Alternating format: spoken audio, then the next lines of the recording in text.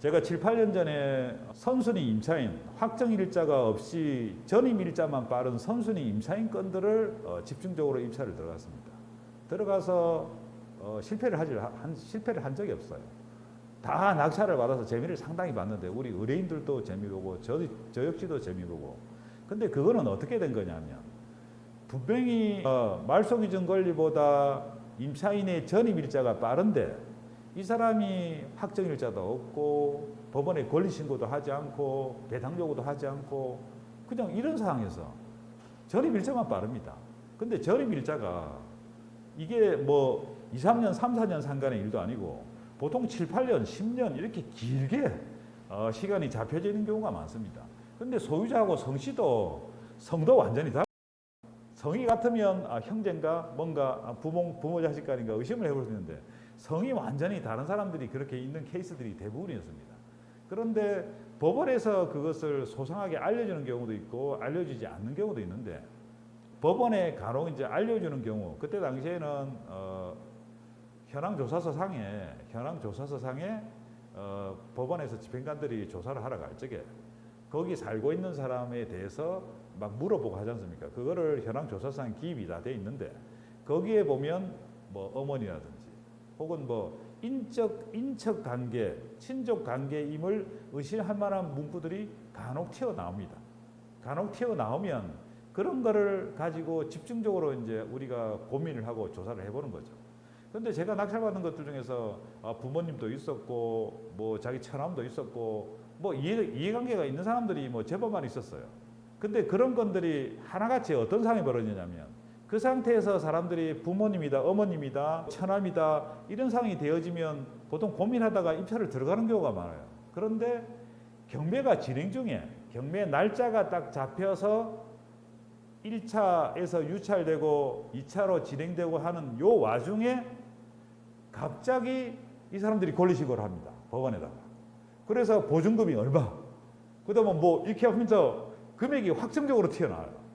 그전에는 이 사람들이 보증금이 얼마인지 뭐 전혀 알 수가 없는 상황에서 그러면 사람들이 고민해서 안 들어가든지 아니면 이건 틀림없이 부모 자식 간이니까 아무것도 없으니까 그럴 것 같다 그러면서 들어가든지 뭐 이렇게 하는데 금액이 갑자기 경매 진행 중에 튀어나오기 시작합니다. 보증금이 뭐 9천만 원, 뭐 1억 2천, 뭐 1억 5천 이러면서 튀어나옵니다. 그렇게 튀어나오면 보통 사람들은 그거 금액이 튀어나오는 순간 뭐 그냥 자지러집니다. 이 금액 1억 2천, 1억 5천 이 금액을 내가 인수를 해야 되는구나. 당연히 진짜라면 인수해야죠. 근데 그렇게 튀어나오는 물건들을 저희는 실제로 존재하는 임대차가 아니라고 생각하고 입찰을 가감하게 들어가서 배팅을 합니다. 근데 결국은 뭐냐 하면 하나같이 다 진짜가 아닌 가짜들이었습니다. 이게 가짜들의 특징이 뭐냐면 실제로 진짜라면 진짜 임차인이라면 배당 요구를 해야 될 정상적인 시점에 권리신고와 배당 요구를 하고 확정일자가 반드시 있습니다. 그 보증금이 아닌 말로 1억, 2억, 3억 하다못해 뭐 1,000만 원, 2천만 원이 돼도 대부분의 사람들이 주민센터에 전업신고를 하러 갈 때 그 자기 임대차 계약서를 들고 가서 확정일자를 받습니다. 안 받는 사람은 요새 거의 없습니다. 그런데 보증금이 1억, 1억 5천씩이나 되는데 확정일자를 안 받을 리가 없거든요. 그런데 이 사람들이 자기가 다 해놓고서 그거를 법원에다가 신청을 하지 않는다? 일단은 의심이 엄청 많이 가는 상황입니다. 그리고 전입일자가 너무 빠릅니다. 보통은 뭐 7, 8년 지나서 10년, 15년 되는 것들이 수두룩합니다. 근데 그런 것들은 사실 부모 자식 간이나 친인척 관계를 상당히 의심을 해봐야 됩니다. 의심을 하는데 근데 갑자기 전세 보증금이 튀어나온다? 이것은 어떤 의심을 했냐면 조사한 바도 있지만 갑자기 튀어나오는 것들에 대해서 저희가 의심을 하는 게 속된 말로 짜고 치는 고스톱이다. 누군가가 작정하고 먹으려고 지금 이렇게 하고 있구나 하는 의심이 더 갑니다. 실제로 저희가 낙찰을 받아서 입찰을 들어가 가지고 낙찰을 받은 물건이면 법원에 있는 서류들을 다 한 번씩 다 훑어봅니다. 훑어보는데 이상하게 그런 물건에서 계속 부딪히는 입찰자들이 있습니다.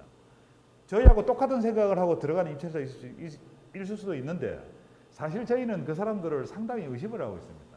소위 말해서 경매 전문가들이 부모 자식 간에 친인척 간이고 전입일자가 빠른 사람들을 있는 그런 집에 가서 서로 협의를 보고 권리신고를 하게끔 유도를 합니다.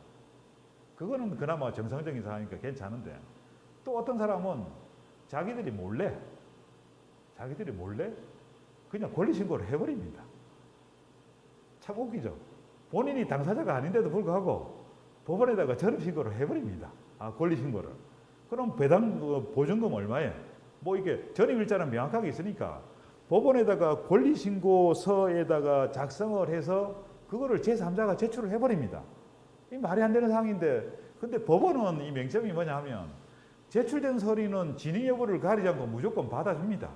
받아서 그 내용을 그대로 올려주는 상황이 돼요. 매각물권 명세서상에 명확하게 올려줍니다. 이 사람이 지금 권리신고를 했고 보증금이 얼마고 이런 것들이 튀어나오기 시작해요. 그러면 보통 일반인들은 그런 상황이 되어지면 일단은 뭐 두려워서 입찰 들어가기가 쉽지 않은 상황이 되어버리는데 그거를 노리는 거죠.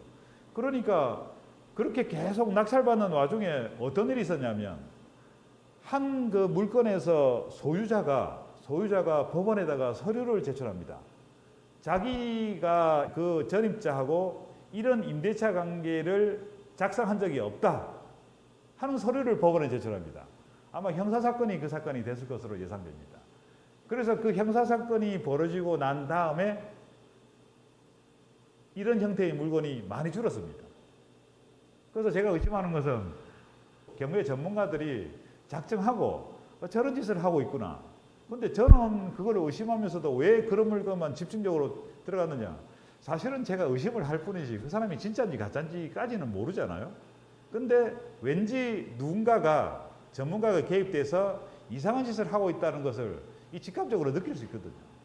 그래서 그런 물건을 집중적으로 들어갔는데 근데 여기서 이제 제가 여러분께 그런 직감이 있느냐 없느냐를 말씀드리려고 하는 게 아니고 일단 그 선순위 임차인 중에서 권리신고를 하지 않은 사람 그런데 기간이 상당히 전입 기간이 긴 사람들을 일단은 의심을 해볼 필요가 있습니다.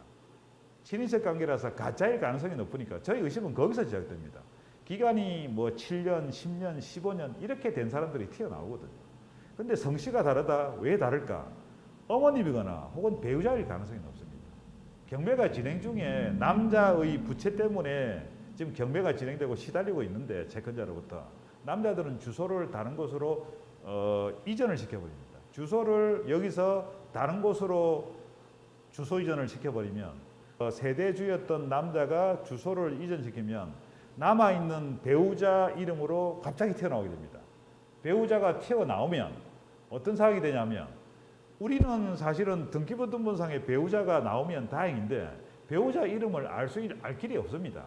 간혹 등기부등본상에 소유자 아닌 성씨가 다른 사람이 나오면 이 사람이 배우자인가 이렇게 이제 한번 고민하면서 배우자이지 않을까 이 정도로 이제 의심을 할 뿐이지.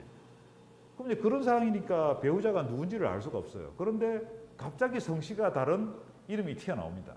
그럼 이 사람이 갑자기 누굴까? 전입일자는 빠르고 전입일자가 근저당보다 빠르다? 그리고 그걸 의심하면 됩니다. 개인이 아닌 은행에서 돈을 빌려줄 적에는 제 경험상 선순위 전입자가 있을 경우에 은행에서 돈을 빌려주지 않습니다.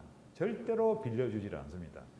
근데 간혹 은행에서 미스가 나는 경우도 보긴 했습니다. 어떤 경우냐? 사업하면서 사업자 대출을 일으킵니다. 사업자 대출을 일으킬 때 담보대출용으로 하는 게 아니고 사업자 대출을 일으키면서 그냥 형식적으로 담보물을 거기에 등기부가 근저당이 얼마나 돼 있든 말든 담보물로서 잡고서 들어가는 경우들이 있습니다. 그럼 그런 경우에는 선순위 전입자에 대해서 그렇게 세밀하게 따지지 않는 케이스도 본 적이 있습니다. 근데 그런 특이사항이 아니면 대부분 정상적으로 은행에서 대출을 해줄 적에는 선순위 전입자가 있는 상황에서 절대로 대출이 나가질 않습니다. 제가 지금까지 경험칙상. 그러면 대출이 나갈 때는 뭐냐? 무상거주 확인서. 지금 말해서 임대차 포기계약서죠. 그 서류를 법원에서 반드시 받게끔 되어 있습니다. 그러니까 은행보다 빠른 임차인 전입자가 있다. 그러면 일단은 정상적인 임차인이 아닐 가능성이 상당히 높습니다. 그런 판단하에서 또다시 이제 의심이 들어가고 또 조사가 들어갑니다. 그리고 그런 상황인데 갑자기 늦은 타이밍에 경매 진행 중에 권리신고를 하면서 확정일자도 늦게 들어오고 권리신고를 한다? 정말 의심을 해봐야 됩니다. 이 사람은 진짜가 아닌 가짜일 가능성이 상당히 높습니다. 그래서 저희는 여러 가지 정황하고 그리고 저희가 또 나름대로 알아보는 또 다른 방법까지 해서 교차로 계속 크로스 체크를 해가면서 입찰을 들어갑니다. 어쨌든 그 단 한 번도 임차인의 보증금을 인수해서 물어준 적이 없으니까 확률적으로 볼 때 물론 저희도 완벽하지 않습니다. 100% 완벽하지 않지만 지금까지 경험칙상 그 숱한 건들을 다 들어가서 해결하고 하나같이 다 이제 쉽게 말해 수익적 측면에서 재미를 많이 봤는데 그 단 한 건도 임차인의 보증금을 인수를 해본 적이 없습니다.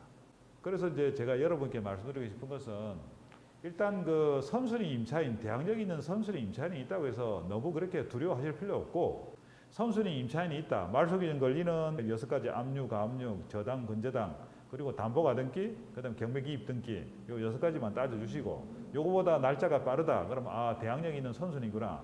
근데 이 사람이 확정일자가 있냐 없냐? 확정일자가 있는데 말소기준 권리보다 빠르냐 늦냐? 확정일자가 없냐? 그걸 따져보시고 그 다음에 배당 요구를 제대로 했느냐 안 했느냐? 그렇게 해서 정상적으로 다 해놨으면 전혀 뭐 의심할 필요 없이 고민할 필요 없는 가장 좋은 케이스에 명도하기 가장 쉬운 명도 대상자니까 과감하게 입찰을 들어가시면 됩니다. 그리고 여기 한 번 더. 근데 중간에 이 사람들이 경매 진행 중에 뭐가 들어온다? 고민하지 말고 의심부터 하시면 됩니다. 경매 진행 중에 정상적인 임차인이 맞다면 진작에 해야지. 경매가 날짜가 잡혀서 한참 진행되고 있는데 갑자기 이렇게 들어올 리가 없습니다. 그것은 전문가, 선수의 개입이 있을 가능성이 크다. 그렇게 의심하시고 과감하게 베팅 한번 해보시는 것도 괜찮은 일입니다.